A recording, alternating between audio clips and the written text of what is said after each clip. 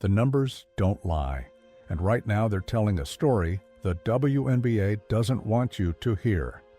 While league executives celebrated their so-called record-breaking season, sponsors were quietly redirecting millions of dollars away from the WNBA itself and straight into Caitlin Clark's pocket.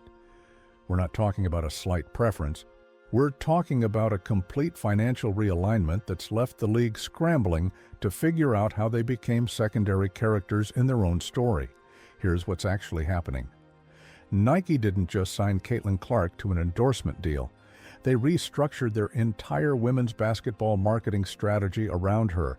Gatorade didn't add her to their roster of athletes. They made her the centerpiece while quietly scaling back WNBA-focused campaigns. Wilson, the official basketball supplier of the league, now sells more Caitlin Clark signature basketballs than any other WNBA product combined. Let that sink in for a moment. The league's own official supplier is making more money off one rookie than the entire roster of established stars. But it gets deeper. Major brands are now approaching this with a calculated strategy. They're not asking, how do we connect with WNBA fans? They're asking, how do we reach Caitlin Clark's audience? That subtle shift in language represents a seismic change in power dynamics.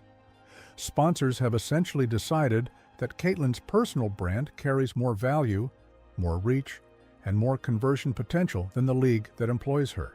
Many of you have been saying this for weeks in the comments, and you were onto something. The data backs it up. When Caitlin appears in a commercial, engagement rates spike by 300% compared to standard WNBA promotional content. 300%. That's not incremental growth. That's a complete market disruption. And here's where it gets uncomfortable for league executives. If you believe the story behind the story matters, smash that like button. It tells us we're on the right track as we dive into how one rookie inadvertently exposed the WNBA's biggest vulnerability. Let's filter out the noise and look at the timeline. Before Caitlin even stepped onto a WNBA court, she was already outperforming the league in marketing metrics. Her college commercials generated more social media buzz than entire WNBA playoff campaigns. When she got drafted, brands didn't wait for her to prove herself at the professional level. They bet big immediately, signing deals worth millions before she played a single professional minute. That confidence didn't come from nowhere. These companies had data showing that Caitlin's presence alone could move products in ways traditional WNBA partnerships couldn't. The Iowa effect was real and measurable. During her college career, viewership for women's college basketball doubled. Merchandise sales exploded. Young girls showed up to games wearing her number, practicing her signature logo three-pointer in driveways across America. Marketing executives took notice. They saw an athlete who didn't just play the game, but transformed casual viewers into active consumers. That's marketing gold, and everyone wanted a piece of it. What makes this situation extraordinary is the speed at which it happened. Typically, an athlete builds influence over years, maybe even a full career. Caitlin compressed that timeline into months. By the time she arrived at the Indiana Fever, she had already become more valuable to sponsors than most veteran WNBA players who'd been grinding for a decade. That's not a criticism of those veterans. It's an observation about how completely Caitlin has changed the game's economics. Now, here's where the WNBA's panic becomes obvious. League marketing campaigns suddenly started featuring Caitlin more prominently, even though she's a rookie on a team that wasn't expected to contend. Promotional materials that used to showcase established stars like A'ja Wilson or Breanna Stewart began centering on Caitlin. The league wasn't making a creative choice. They were responding to market pressure. Sponsors were essentially telling them, if you want our money, she needs to be front and center. But there's a massive problem with this approach. The more the WNBA leans into Caitlin as their primary marketing vehicle, the more they validate sponsor concerns that the league itself lacks drawing power. It's a vicious cycle. Sponsors invest in Caitlin. She delivers results. The league promotes her more. sponsors double down on her individually. The gap widens, and suddenly you have a situation where the league's financial health is entirely dependent on one player who's barely out of college. Behind closed doors, executives are asking terrifying questions. What happens if Caitlin gets injured? What if she decides to take her talents overseas, where individual player compensation is higher? What if she simply burns out from the pressure? The entire financial ecosystem they've built is now balanced on the shoulders of someone who hasn't even completed her first professional season. That's not sustainable, and everyone knows it. Connecting the dots reveals something even more troubling. This isn't just about Caitlin being exceptionally marketable. It's about the WNBA's fundamental failure to create a brand identity that can compete with its own players. The NBA doesn't have this problem. Sure, LeBron James and Stephen Curry are massive individual brands, but the NBA itself remains the primary draw. Fans tune in for the league, the rivalries, the championships. The WNBA somehow let one rookie become bigger than the institution. Reading between the lines of recent sponsor announcements tells you everything. When Nike launched their latest women's basketball campaign, the press release mentioned Caitlin Clark 7 times, the WNBA twice, and both mentions were in the context of where Caitlin plays, not as an entity worth promoting on its own merits. That's a branding disaster that's been years in the making, and Caitlin's meteoric rise simply exposed it to everyone watching. The financial implications are staggering. Early reports suggest that Caitlin-related merchandise accounts for nearly 40% of all WNBA product sales this year, 40% from one player. Game tickets featuring the Fever sell at premium prices compared to other matchups. Broadcast ratings spike significantly when she's playing. Even local advertisers adjust their spending based on whether Caitlin will be in town. The league has never seen this level of individual economic impact, and they're completely unprepared for what it means. Here's what most people don't realize about how sponsor relationships actually work in professional sports.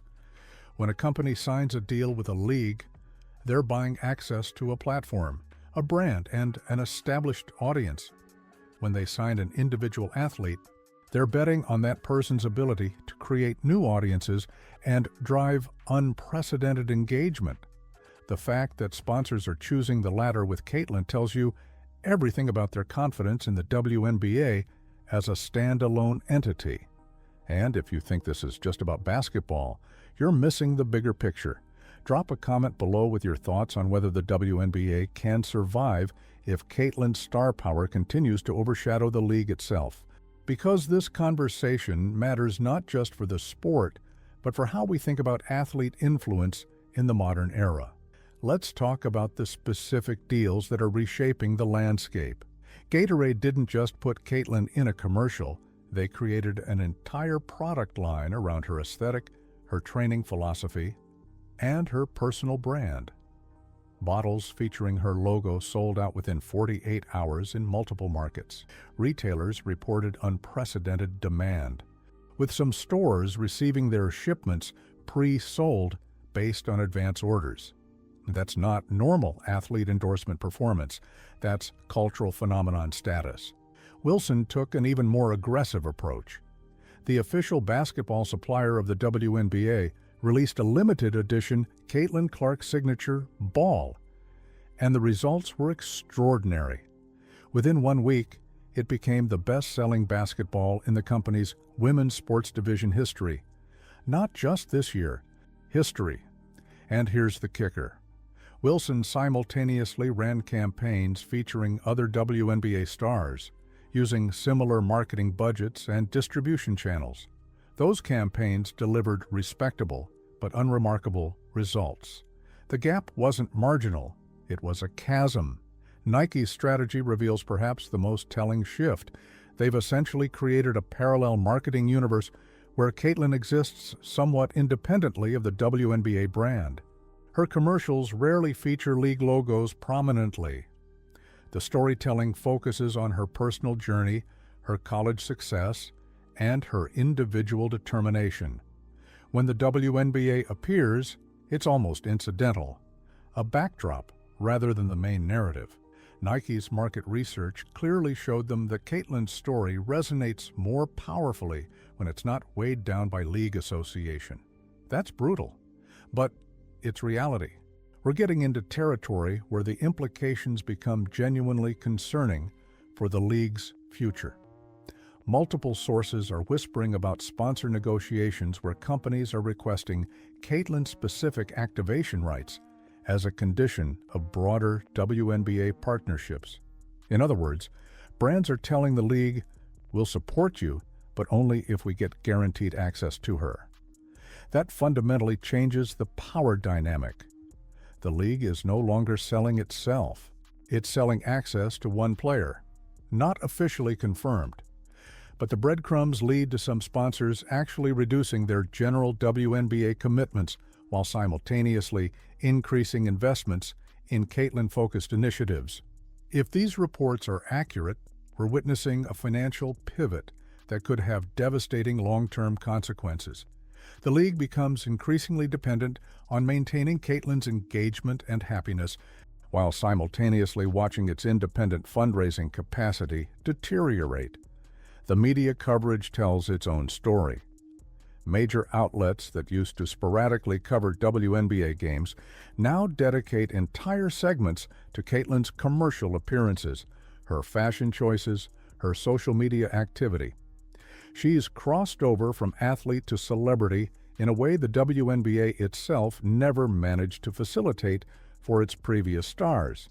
And this creates a narrative problem for the league. When coverage focuses on one player's cultural impact rather than the sport's competitive drama, you're no longer building a sustainable fan base. You're building a fan base around a personality. Young athletes are paying attention too. When Caitlyn signed her Nike deal, applications to women's basketball programs increased measurably.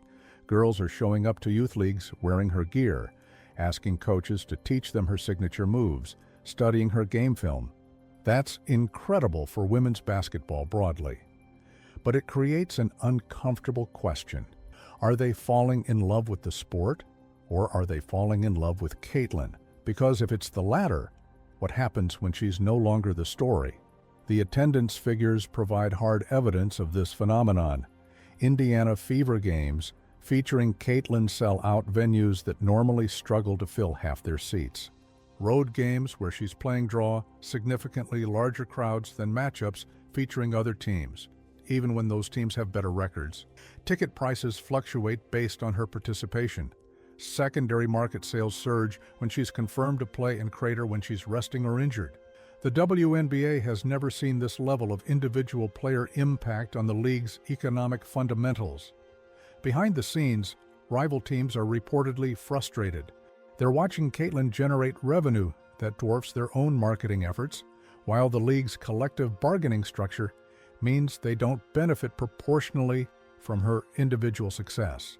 Some veterans have quietly expressed concern that the Caitlyn-centric narrative undermines their own achievements and diminishes their marketability. It's creating internal tensions that the league will eventually have to address, and there are no easy answers. Fans have been connecting these dots for months now. Social media is lighting up with observations about how dramatically television coverage shifts when Caitlyn is involved. Broadcasters spend more time on her pre-game routines than on game analysis for other matchups. Commentary frequently pivots to Caitlyn-related storylines even when the game narrative would logically focus elsewhere. The production choices reflect what networks believe audiences want to see, and what audiences want to see is her. The WNBA community is buzzing about what this means for the sport's future. Some see Caitlyn's rise as the breakthrough moment women's basketball has desperately needed, a transcendent star who can finally elevate the entire league. Others worry that concentrating so much attention and financial dependency on one player creates catastrophic vulnerability. Both perspectives have merit, and the truth probably lies somewhere in between. Here is the reality that league executives are confronting late at night when the cameras are off and the press releases are written.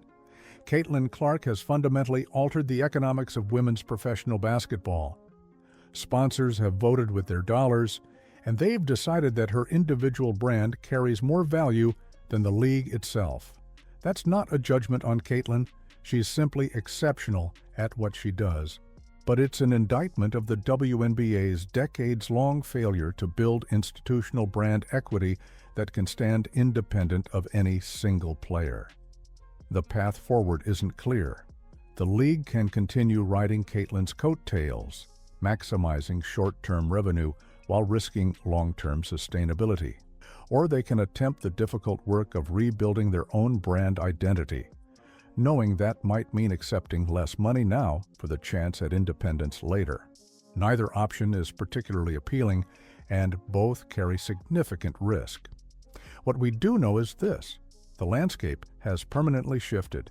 Before you go, make sure you're subscribed and hit that notification bell, because the next chapter of this story involves how other players are responding to Caitlin's dominance and whether the WNBA can survive its own star.